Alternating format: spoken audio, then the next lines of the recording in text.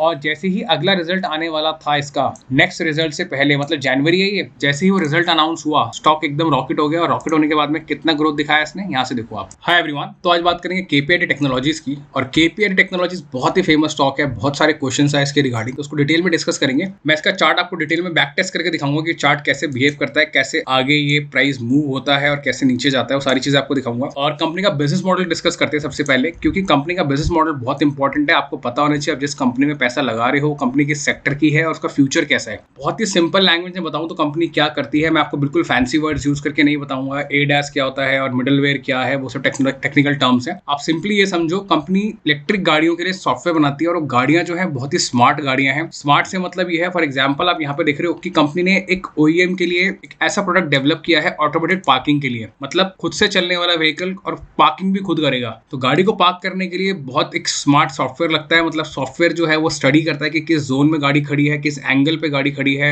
किस लोकेशन पर है भी ज्योग्राफी के हिसाब से, कौन सा साइन बोर्ड लगा है सामने, सेंसर्स पूरे काम करते हैं उसमें, आगे पीछे कोई ह्यूमन बीइंग तो नहीं है, कोई और ऑब्जेक्ट तो नहीं है आगे पीछे। उसके लिए एक सॉफ्टवेयर बहुत स्मार्ट लगता है, तो कंपनी वैसे सॉफ्टवेयर बनाती है। ठीक है। दूसरा एग्जांपल कंपनी ने दिया है कि कंपनी ने ऑटोनोमस ड्राइविंग टीम है इनकी, जिसने इंस्ट्रूमेंटल डेवलपमेंट करी है लेवल 3 एडैस की जापानीज कंपनी के लिए। और एडैस का मीनिंग होता है एडवांस ड्राइविंग असिस्टेंस सिस्टम, मतलब एक ऐसा असिस्टेंस मिलती है ड्राइवर को बहुत एडवांस लेवल की, जिससे गाड़ी चलाते हैं उसको बहुत हेल्प मिलती है। फॉर एग्जाम्पल गाड़ी चल रही है रोड पर, आपने गलत गियर चेंज कर दिया, ठीक है, या आपकी स्पीड ऊपर जा रही है, या फिर फॉर एग्जाम्पल आगे कोई ऑब्जेक्ट है तो बताएगा वो आपको। गाड़ी के अंदर फॉर एग्जाम्पल कोई एरर आ रहा है, कोई गाड़ी में खराबी है, वो भी वो आपको डिस्प्ले करेगा स्क्रीन के ऊपर। कंपनी ने इंफोटेनमेंट सिस्टम बनाया है, और इंफोटेनमेंट सिस्टम बेसिकली हार्डवेयर नहीं, इसके अंदर जो एक पूरा एक दिमाग जो काम करता है इस सिस्टम का, वो बनाया है। और 5 मिलियन मतलब 50 लाख से ज्यादा गाड़ियों के अंदर इनका इंफोटेनमेंट सिस्टम लगा हुआ है। जर्मन गाड़ी बनाने वाली कंपनी जो इलेक्ट्रिक व्हीकल बनाती है, उसके लिए इन्होंने एक टेस्ट ऑटोमेशन टूल बनाया है, जिससे उनकी प्रोडक्टिविटी बढ़ पाए, उसकी क्वालिटी बढ़ पाए, क्योंकि डिमांड इतनी ज्यादा है कि प्रोडक्टिविटी बढ़ानी है और क्वालिटी बढ़ानी है, और उसको बढ़ाने के लिए टेस्टिंग फास्ट होनी चाहिए। जितनी ज्यादा फास्ट आप गाड़ी को टेस्ट कर पाओगे उतनी जल्दी आप गाड़ी को लॉन्च कर पाओगे। और ये वैसी गाड़ियां हैं, स्मार्ट गाड़ियां हैं, तो उनकी टेस्टिंग भी बहुत जरूरी है। क्यों? क्योंकि ये खुद से चलने वाली गाड़ियां हैं, तो इसमें एरर की गुंजाइश बिल्कुल नहीं होती। तो उस हिसाब से कंपनी जो है सॉफ्टवेयर को डेवलप करती है। और ये बाकी एग्जाम्पल इन्होंने दिया, फॉर एग्जाम्पल देख रहे हो आप, ये इसमें वाईफाई लगा हुआ है, जीपीएस लगा हुआ है, सेंसर्स लगे हुए हैं, तो ये गाड़ी उस तरीके से स्टडी करती है, रीड करती है किस तरीके से चार्जिंग होगी, चार्जिंग में किस तरीके का इशू होगा, ज्यादा चार्ज हो जाए, कम चार्ज हो जाए, चार्जिंग का इंपैक्ट क्या रहेगा अगर आप गलत सिस्टम से चार्ज कर दोगे तो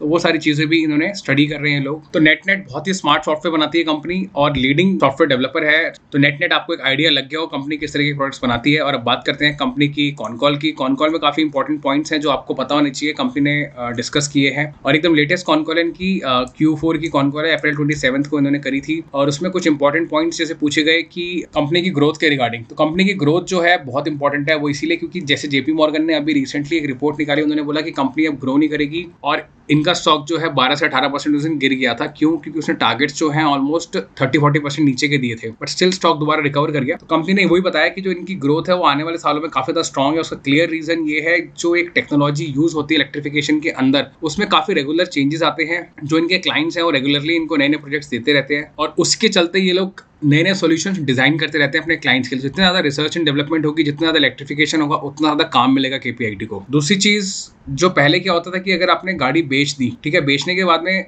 जो मैन्युफैक्चर होता था उसका काम खत्म, अब आपकी गाड़ी है, अब आप सर्विस कराओगे, गाड़ी को चलाओगे, सिंपल है। सिर्फ सर्विस होती थी कंपनी की तरफ से। लेकिन अब जो इलेक्ट्रिक व्हीकल्स हैं, इलेक्ट्रिक व्हीकल्स के अंदर सॉफ्टवेयर होते हैं, तो सॉफ्टवेयर को अपडेट करना होता है, उसके आर्किटेक्चर को चेंज करना होता है, लेटेस्ट चीजों को उसमें डालना होता है। तो जो माइंडसेट है ओईएम्स का, मैन्युफैक्चरर्स का, वो ये है कि क्लाइंट को एक बार गाड़ी दे दो और उसको अब एक तरीके से बांध लो। अब वो बार बार आएगा हमारे पास में थोड़े थोड़े टाइम इंटरवल में सॉफ्टवेयर अपडेट कराने के लिए, आर्किटेक्चर को इंप्रूव करने के लिए। तो उस एंगल से रेगुलर कमाई होती जाएगी, रेगुलर रेवेन्यू जनरेट होता जाएगा। और अगर मैन्युफैक्चरर को बेनिफिट होगा तो ऑफकोर्स जो उसके पीछे सॉफ्टवेयर बना रहा है, जो सॉफ्टवेयर को डेवलप कर रहा है, अपग्रेड कर रहा है, बार बार चेंजेस कर रहा है, उसको तो पैसा मिलेगा ही मिलेगा। तो वो केपीआईटी के लिए बेनिफिशियल है। और तीसरी चीज ये है, जितना ज्यादा इलेक्ट्रिफिकेशन होगा, जितना ज्यादा ईसीयूज बढ़ेंगे, उतना ही कंपनी उसको कंसोलिडेट करने के लिए बोलेगी। ठीक है, तो ECU basically electric control units होती हैं, और जितना ज्यादा वो यूनिट्स बढ़ेंगी गाड़ियों के अंदर, उतना ज्यादा उसको कंसोलिडेट करने का काम मिलेगा इन्हें, उतना ज्यादा मॉडिफिकेशंस करने के लिए इनको मिलेंगे। तो उस एंगल से भी इनको जो बिजनेस है वो बढ़ता जाएगा। तो तीन चीजें हैं जिससे इनकी डिमांड, इनकी ग्रोथ बढ़ेगी, इनके क्लाइंट्स इन पर डिपेंडेंट रहेंगे। ठीक है, एक तो ये ईसीयू को कंसोलिडेट करने के लिए, दूसरी चीज जो रेगुलरली रिसर्च एंड डेवलपमेंट होती है, जो रेगुलर चेंजेस आते रहते हैं मार्केट के अंदर, उसके एंगल से, और तीसरी चीज सॉफ्टवेयर जो ये बनाते हैं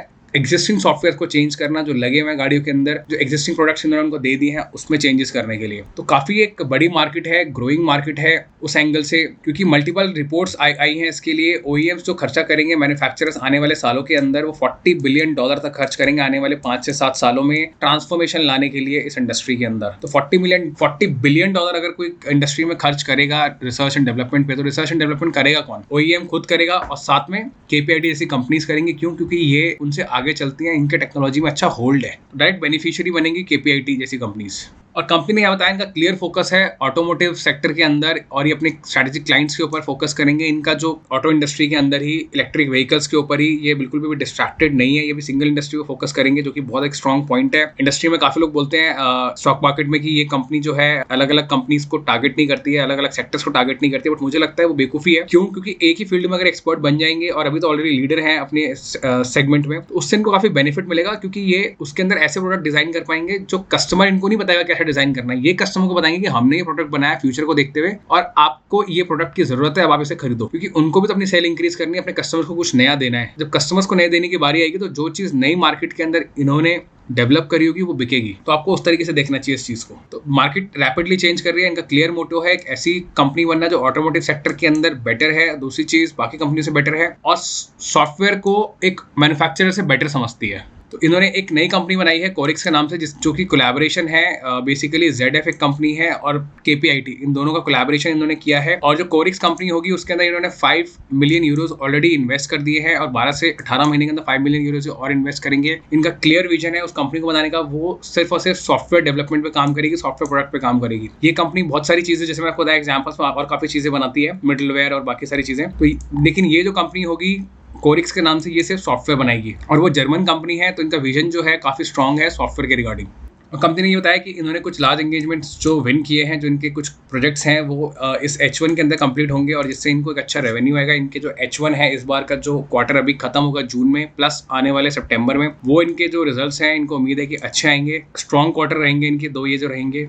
और एक जो बड़ी अनाउंसमेंट है जो आपको पता होगी, बेसिकली होंडा और रेनॉल्ट, ये दो इनके नए क्लाइंट्स हैं। ये दो क्लाइंट्स जो हैं इनके साथ ही डायरेक्टली अब काम करेंगे, जिससे इनके रेवेन्यू में इनको डेफिनेटली बेनिफिट मिलेगा और इनको नए नए प्रोजेक्ट्स मिलेंगे। और जो एक बड़ी इंपॉर्टेंट चीज़ यहाँ पूछी गई इनसे कि KPIT semiconductor, hydrogen fuel vehicles और इन सब के ऊपर फोकस कर रही है, क्या विजन है इनका कंपनी का, क्या डेवलपमेंट कंपनी की तरफ से है। तो कंपनी का यही कहना है कि कंपनी टेस्टिंग कर रही है हाइड्रोजन फ्यूल के ऊपर भी, ठीक है, और जो बैटरी सेल्स होते हैं उनके ऊपर भी। तो नेट यहाँ पे कंपनी का क्लियरली ये बताना है कि जो फ्यूचर रेडी टेक्नोलॉजीज हैं, अगर फ्यूचर में उनके ऊपर गाड़ियाँ बनती हैं, सॉफ्टवेयर की रिक्वायरमेंट आती है, तो कंपनी उन पर भी साथ साथ टेस्टिंग कर रही है फ्यूचर को देखते हुए। तो काफ़ी स्ट्रॉन्ग पॉइंट है। इलेक्ट्रिक के साथ साथ हाइड्रोजन फ्यूल को भी ये लोग कंसिडर कर रहे हैं और उस पर काम कर रहे हैं। तो नेट यही है इनकी पूरी कॉन कॉल। और कॉन कॉल के अंदर मेजर बातें जो हुई हैं वो यही मैंने आपके साथ शेयर कर दी हैं। मेजरली इनके मार्जिन्स के ऊपर बात हुई। कंपनी ने बोला मार्जिन्स जो है इनके 20% के आसपास हैं अभी, और आने वाले जो साल है, क्वार्टर्स हैं, उसमें बेटर होंगे इनके मार्जिन्स। और कंपनी आगे कैसे ग्रो करेगी वो चीज़ मैंने आपको समझा दी, किस तरीके से पूरा का पूरा एक रिसर्च एंड डेवलपमेंट चलेगा मार्केट के अंदर, किस तरीके से जो इनके क्लाइंट्स हैं उनका विजन है, क्लाइंट अपने जो कस्टमर्स हैं उनको होल्ड करना, नए नए सॉफ्टवेयर उनको प्रोवाइड करते रहना सेगमेंट के अंदर, ठीक है। तो वो सारी चीज़ें हैं। उसको देखते हुए कंपनी मुझे काफ़ी स्ट्रॉन्ग लगती है, कंपनी का विजन मुझे काफ़ी स्ट्रॉन्ग लगता है। इनको जो रेवेन्यू आता है बेसिकली वो US से 39% आता है, यूरोप से 40% आता है, और रेस्ट ऑफ द वर्ल्ड से 21% आता है। तो आप समझ सकते हो लगभग 80% का जो इनका बिजनेस है वो US से और यूरोप में है, और 21% का बिजनेस बाकी जापान, थाईलैंड और बाकी कंट्रीज के अंदर है।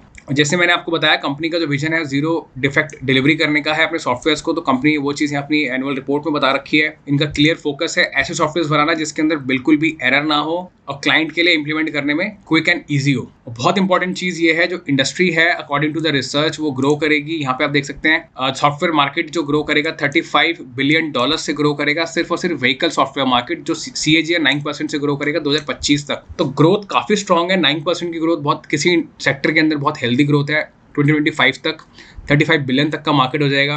और जो उसके अंदर भी अगर आप और उसको ड्रिल डाउन करोगे मिडलवेयर, ऑपरेटिंग सिस्टम और एप्लीकेशंस के अंदर, तो वो CAGR 11% से ग्रो करेगा और 2030 तक तो लगभग डबल हो जाएगा। तो नेट कहने का मतलब ये है कि आने वाले जो 3 से 5 साल है ना कंपनी के लिए, वो बहुत हेल्दी और स्ट्रॉन्ग लगते हैं मेरे को। अब बेशक JP मॉर्गन और बाकी सब जो कंपनीज हैं वो अपना शॉर्ट टर्म विजन बताएं कि हाँ ये स्टॉक प्राइस गिर जाएगा और ऐसा होगा वैसा होगा, बट मुझे लगता है आप लॉन्ग टर्म व्यू लेके चलोगे 3 से 5 साल का, तो उसमें कंपनी स्ट्रॉन्ग है काफ़ी।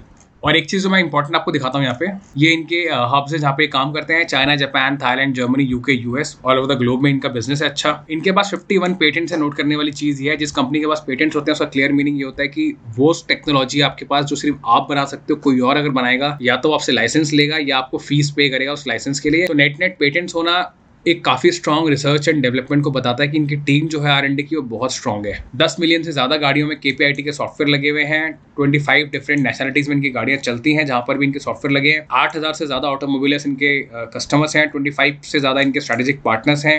ठीक है, और अब कंपनी के फाइनेंशियल डिस्कस करते हैं। बेसिकली अगर आप KPIT टेक्नोलॉजीज का करंट मार्केट कैप देखेंगे तो ये मिड कैप कंपनी है। ऑलमोस्ट 30,000 करोड़ की इनकी मार्केट कैप है। ROC 30% का है, ROE 25.9% का है, डिसेंट है। इनका जो स्टॉक पी है 77.5 का, सबसे ज़्यादा मार्केट में चर्चा इसी चीज़ की होती है कि पी बहुत ज़्यादा है। देखो पी इसलिए ज़्यादा है क्योंकि एक ऐसे सेक्टर की कंपनी है जो बिल्कुल ग्रोथ ड्रिवन है, जो आने वाले सालों में according to analysis reports double हो जाएगा वो सेक्टर। तो मार्केट जो है फ्यूचर को प्राइस इन करता है, फ्यूचर को डिस्काउंट करता है। दूसरी चीज़, अगर आप इसका पी देखेंगे तो मीडियन से बहुत ऊपर है। मीडियन पी कितना है इसका? 61 का, और 61 से ऊपर ये पी चल रहा है। इसका क्लियर मीनिंग ये है कि कंपनी की जो वैल्यूएशन है मार्केट के अंदर काफ़ी प्राइस ही लगाई जा रही है, बहुत महंगी लगाई जा रही है। और अगर इनके प्रॉफिट एंड लॉस देखेंगे तो क्या वो अच्छे हैं? तो डेफिनेटली प्रॉफिट एंड लॉस काफ़ी अच्छा है कंपनी का। इनकी जो रेवेन्यू है, आप सेल्स देख रहे हो, काफ़ी हेल्दी नंबर से इनकी सेल्स बढ़ रही है। ऑलमोस्ट 30% से ज़्यादा से सेल्स बढ़ रही है। यहाँ से अगर आप प्रॉफिट देखोगे 147 के बाद 276 करोड़, ऑलमोस्ट 50% से ज़्यादा की ग्रोथ यहाँ पर है। और यहाँ पे 70% से ज़्यादा की ग्रोथ है प्रॉफिट के अंदर। तो वही एक रीज़न है, इसका पी जो है बहुत ज़्यादा है। मार्केट को उम्मीद है कि कंपनी 50% से ही ग्रो करती रहेगी आने वाले सालों में, इसीलिए पी काफ़ी ज़्यादा हैगा। लोग इस शेयर को खरीद रहे हैं। और दूसरी चीज़, कंपनी की बैलेंस शीट बहुत हेल्दी है। लगभग 1381 करोड़ 1381 करोड़ के इनके रिजर्व्स हैं। बोरोइंग्स ना के बराबर है। डेट फ्री है। क्यों? क्योंकि लॉन्ग टर्म बोरोइंग्स जो है इनकी जीरो है। शॉर्ट टर्म बोरोइंग्स 49 करोड़ की जो कंपनी विद इन 1 ईयर में पे कर देगी। और लीज लाइबिलिटी जो है इनकी 237 करोड़ की है। लीज लाइबिलिटी का मतलब ये है या तो इनका प्लांट होगा कोई, या इनका कोई ऑफिस लोकेशन होगी, वहाँ की लीज होगी। और वो लीज जो है वो क्वार्टरली या एनुअली पे होती है। तो ये इतना बड़ा कोई इशू नहीं है according to reserves. Almost debt free company है ये। फिक्स एसेट्स कंपनी के सिग्निफिकेंटली बड़े हैं, आप देख सकते हो। 11 करोड़ हो गए हैं, मतलब डबल से भी ज़्यादा हो गया फिक्स एसेट्स कंपनी के। उस एंगल से ये स्ट्रॉन्ग कंपनी है। इनके इन्वेस्टर्स पोर्टफोलियो भी हेल्दी है। जो प्रमोटर्स हैं उन्होंने अपना स्टेक थोड़ा सा बेचा है, लगभग 1% से ज़्यादा बेचा है। और यहाँ पे भी 39.49% का दिख रहा है। इनके FIS की जो भी होल्डिंग है सितंबर क्वार्टर्स के बाद में ऑलमोस्ट उन्होंने अपने होल्डिंग्स को 7% से ज़्यादा से बढ़ाया है। DIS की होल्डिंग स्टैग्नेंट है, बहुत माइन्यूट सा डिफरेंस है उसमें, मतलब 0.30% से ही उन्होंने सेल किया है यहाँ पे। फिर भी 12% की होल्डिंग है। नेट टोटल अप करूँ तो 35% की होल्डिंग जो है FII DI के पास है। और पब्लिक के पास में 23.41% की होल्डिंग है। उसमें अगर आप HNI देखोगे तो कोई नहीं है, लेकिन हो सकता है HNI के पास 1% से कम की होल्डिंग हो, इसलिए उनका नाम नहीं आ रहा होगा। आशीष कचौले की होल्डिंग भी थी इसके अंदर, तो हो सकता है 1% से कम हो गई हो। तो नेट जो इनका शेयरहोल्डिंग पैटर्न है वो काफ़ी स्ट्रॉन्ग लगता है मुझे। FII DIS की काफ़ी स्ट्रॉन्ग कन्विक्शन है इस कंपनी के अंदर। बात करते हैं कंपनी के चार्ट की। कंपनी का चार्ट अगर आप नोटिस करेंगे पीछे से अगर आप देखेंगे तो एक चीज़ आप देखिए, ये जो बॉटम स्टॉक ने बनाया यहाँ से बॉटम बनाने के बाद में स्टॉक में काफ़ी अच्छी तेजी आई, और तेजी आने के बाद में फिर से थोड़ा साइडवेज हुआ। लेकिन आप तेजी तक अगर इसका नंबर देखेंगे तो लगभग 50% की ग्रोथ दिखाई स्टॉक ने। अगर थोड़ा और ऊपर ले जाऊँ मैं इसको यहाँ से, ठीक है, इसको भी अगर मैं इसमें इन कर लूँ तो लगभग 68% की ग्रोथ है इस वाले बॉटम से। ये जून है और ये अक्टूबर है। लगभग 4 से 5 महीने में स्टॉक कितना बढ़ गया? 68% बढ़ गया। ठीक है, उसके बाद में क्या होता है, स्टॉक जब 68% बढ़ जाता है तो स्टॉक में इतनी गिरावट देखने को नहीं मिलती है। लेकिन आप एक चीज जरूर देखेंगे कि स्टॉक जो है साइडवेज चला जाता है यहाँ से लेके यहाँ तक। ठीक है, थोड़ा मौका देता है, लगभग 15% की करेक्शन देता है, मार्केट में लोगों को खरीदने का मौका देता है। और फिर ये स्टॉक कितने दिन? 3 महीने, पूरे 1 क्वार्टर साइडवेज रहता है। क्यों रहता है? क्योंकि ये जो क्वार्टरली रिजल्ट्स आप देख रहे हो इसके अंदर यहाँ जून तक स्टॉक प्राइस पूरे सितंबर तक बढ़ा, और उसके बाद में अक्टूबर में साइडवेज हो गया। 84 करोड़ प्रॉफिट आया था, मतलब पिछले क्वार्टर से थोड़ा सा 4 करोड़ कम आया था। ठीक है, अगर आप एनुअली इसको कंपेयर करोगे तो हेल्दी प्रॉफिट था, लेकिन फिर भी इसका पी बढ़ गया। तो मार्केट ने क्या किया, इसको साइडवेज कर दिया। थोड़ा सा इसके अंदर प्रॉफिट बुकिंग हुई और फिर से साइडवेज कर दिया। और जैसे ही अगला रिजल्ट आने वाला था इसका, नेक्स्ट रिजल्ट से पहले, मतलब जनवरी है ये, और जनवरी के अंदर ही रिजल्ट आता है कब? दिसंबर का। और ये दिसंबर का रिजल्ट आया 104 करोड़। तो जैसे ही वो रिजल्ट अनाउंस हुआ स्टॉक एकदम रॉकेट हो गया। और रॉकेट होने के बाद में कितना ग्रोथ दिखाया इसने, यहाँ से देखो आप, यहाँ से लेकर के यहाँ तक पूरा ऊपर स्टॉक प्राइस लेकर के गए हैं। कितना?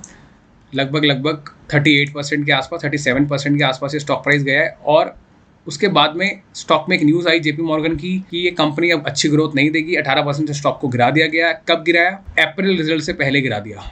ठीक है, जो मार्च का रिजल्ट होता है ना, अप्रैल मंथ में आता है जो, उसके पहले स्टॉक को गिराया गया। ऑपरेटर ने सारा माल यहाँ भर लिया और भरने के बाद में स्टॉक को फिर ऊपर ले गया, और फिर ऊपर ले जाने के बाद में फिर रिजल्ट आने वाला है, फिर दोबारा से इसमें सेलिंग चालू हो गई है। हो सकता है ये स्टॉक फिर से साइडवेज जाए, और हो सकता है ये स्टॉक फिर से थोड़ा सा नीचे आ जाए, मतलब थोड़ा साइडवेज भी हो सकता है, थोड़ा सा नीचे भी हो सकता है। तो नेट ये मैं बैक टेस्टिंग आपको इसलिए दिखा रहा हूँ, आपको पता होनी चाहिए कि रिजल्ट आने के पहले स्टॉक साइडवेज जाता है, थोड़ा सा मौका देता है खरीदने का, फिर रॉकेट हो जाता है, और फिर रिजल्ट अच्छा आता है और फिर ऊपर जाता है। क्यों? क्योंकि ऑपरेटर देख रहे हो, यहाँ पे माल भर लेता है फिर ऊपर ले जाता है, यहाँ पे भर लेता है फिर ऊपर ले जाता है, यहाँ पे थोड़ी सी गिरावट देता है फिर ले जाता है। तो आपको ये चीज़ समझनी है। ये तो क्वार्टरली रिजल्ट्स है ना, ये बिल्कुल शॉर्ट टर्म व्यू दिखाते हैं। किसी ने अगर यहाँ स्टॉक खरीदा हुआ है पुराने भाव में तो बेचने की जरूरत नहीं है। आप इसको लॉन्ग टर्म प्रॉफिट को राइड करते चलो। मार्केट में नेगेटिव न्यूज़ आती रहेगी कि अब कंपनी का विजन खराब हो गया है, कंपनी अब प्रॉफिट नहीं करेगी, 50% से ज़्यादा नहीं करेगी, जो ग्रोथ है वो उतनी स्ट्रांग नहीं रहने वाली है, आने वाले सालों में कंसोलिडेट करेगा। बट मुझे लगता है ये सब एक शॉर्ट टर्म विजन है। लॉन्ग टर्म को देखते हुए आप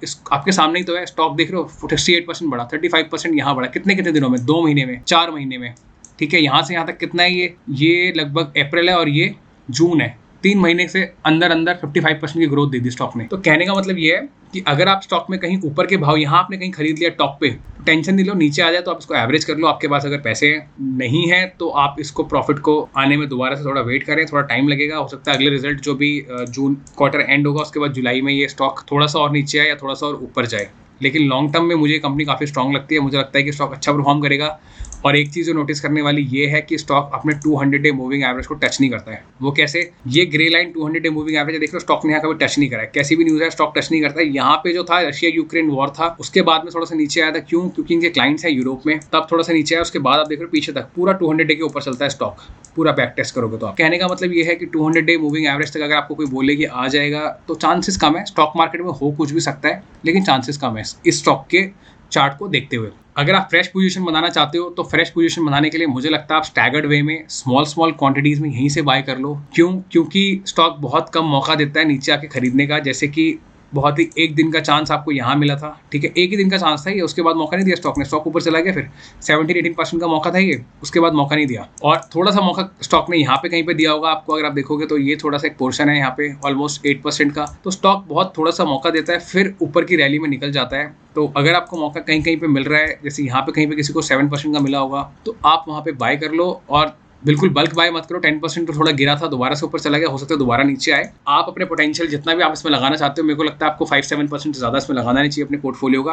बट स्टिल वो आपका अपना रिस्क एपेटाइट है, आपका अपना डिसीजन है। वीडियो सिर्फ एजुकेशनल पर्पस के लिए है। मेरी तरफ से कोई भी बाय सेल की रिकमेंडेशंस नहीं है आपको। मैं सिर्फ जो चार्ट में दिख रहा है, जो इनके एनुअल रिपोर्ट्स में दिख रहा है, फाइनेंशियल्स में दिख रहा है, वो आपके साथ शेयर कर रहा हूँ, आपको एजुकेट करने के लिए। पैसा आपका, रिस्क आपका, डिसीजन भी आप खुद लोगे। तो अगर आप नीचे के भाव में तो आपको टेंशन लेने की जरूरत नहीं है। आप सिर्फ प्रॉफिट को राइड करो और लंबे समय 3 से 5 साल का व्यू लेके चलो। आपको ये अच्छा और रिटर्न्स बना के देगा। जो ऊपर के भाव में यहाँ कहीं अटक गया है वो वेट करे, पैसे हैं तो एवरेज कर ले, नहीं है तो वेट करो। स्टॉक थोड़े ही दिनों में आपको अच्छे रिटर्न्स मुझे लगता है देगा। आपको सिर्फ पेशेंस होनी चाहिए लॉन्ग टर्म के। किसी भी भाव पे खरीदो आप इन्वेस्टर, आप 5 साल का व्यू लेके चलो, 3 साल का व्यू लेके चलो, तभी आपका पैसा बनेगा। आप सोचो कि 2 महीने 3 महीने शॉर्ट टर्म का व्यू है तो शॉर्ट टर्म वाले इसमें ना एंटर हो। क्यों? क्योंकि पी काफी ज्यादा है। मार्केट कब इसको दोबारा गिरा देगा कुछ नहीं कर सकते। हो सकता है अभी नहीं गिर रहा है, लेकिन गिर जाए, कुछ नहीं भरोसा है बाजार का, ठीक है। बाजार में कुछ भी हो सकता है। तो शॉर्ट टर्म वाले इसमें ना एंटर हो। लॉन्ग टर्म वाले कहीं से पोजीशन बनाएं, लॉन्ग टर्म के व्यू से बनाएं। क्योंकि कंपनी सॉलिड है। कंपनी ने कोलैबोरेशन किया है अभी जेड कंपनी के साथ में, और वो कंपनी जो है जर्मनी की है। सॉफ्टवेयर बना रही है कंपनी, अपने स्ट्रेटेजिक पार्टनर्स के ऊपर फोकस कर रही है, काफी लीडिंग प्लेयर है। सॉफ्टवेयर कंपनीज हमेशा मुझे लगता है अच्छा ही करती है, जितनी सॉफ्टवेयर कंपनीज मैंने देखी है अभी तक, प्रोडक्ट बेस्ड कंपनीज जो होती हैं। और ईवी जो है आने वाले सालों में फ्यूचर है। क्यों? क्योंकि जितनी भी कंट्रीज हैं सबकी अंदर अब जो पेट्रोल डीजल व्हीकल्स हैं उनको स्क्रैप आउट कर रहे हैं धीरे धीरे करके उनकी लाइफ के साथ साथ, और ईवी पे फोकस कर रहे हैं। तो आपको इस तरीके से इस कंपनी को देखना है। इसका फ्यूचर लॉन्ग टर्म का है। ये इंडस्ट्री आने वाले सालों में डबल भी हो जाएगी। तो नेट ये पूरा एनालिसिस, अगर आपको ये एनालिसिस पसंद आया हो, आपको इसमें वैल्यूएबल इन्फॉर्मेशन मिली हो, तो आप वीडियो को जरूर लाइक करें। चैनल पे नए हैं, चैनल को सब्सक्राइब करें। आप मेरे काम को अप्रिशिएट करना चाहते हैं तो इस वीडियो को अपने फ्रेंड्स और अपनी फैमिली के साथ जरूर शेयर करें। और मेरे चैनल पे और भी काफी सारी वीडियोस आपको मिल जाएंगी। जो फंडामेंटली स्ट्रॉन्ग स्टॉक्स हैं उनकी वीडियोस हैं ये। जो स्टॉक्स मेरे पोर्टफोलियो का पार्ट है वो भी है इसके अंदर, और जो लॉन्ग टर्म ग्रोथ कंपनीज हैं मैंने वो भी इसमें शेयर करी हुई है। तो आप सभी वीडियोस को कंसिडर कर सकते हैं। फंडामेंटली स्ट्रॉन्ग स्टॉक्स हैं ये। तो इस वीडियो के लिए इतना ही, मिलते हैं अगली वीडियो में। Thank you so much.